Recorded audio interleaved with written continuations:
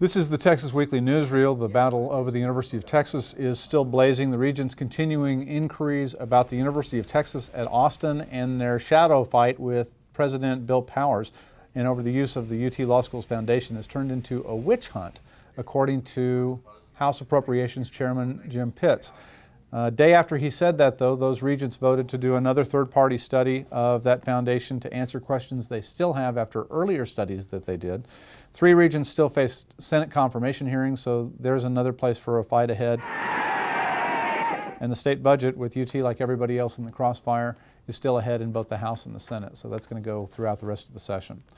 The Texas Senate took up a constitutional amendment on term limits for the governor and other statewide officials only, not for legislators, and actually passed it. That goes on to the House and never to the governor. If the House goes along with the Senate, that'll go straight to voters and will be on the ballot next November. It would limit office holders, statewide office holders, to 2 4-year terms each.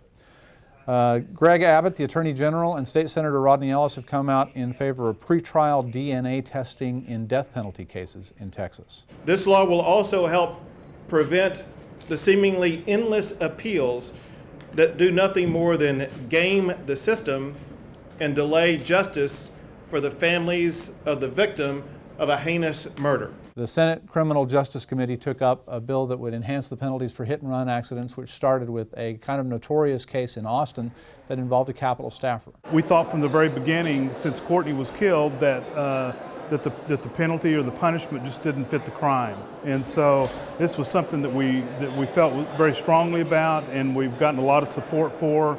And hopefully through this committee hearing, they'll agree with that and push it on for a vote.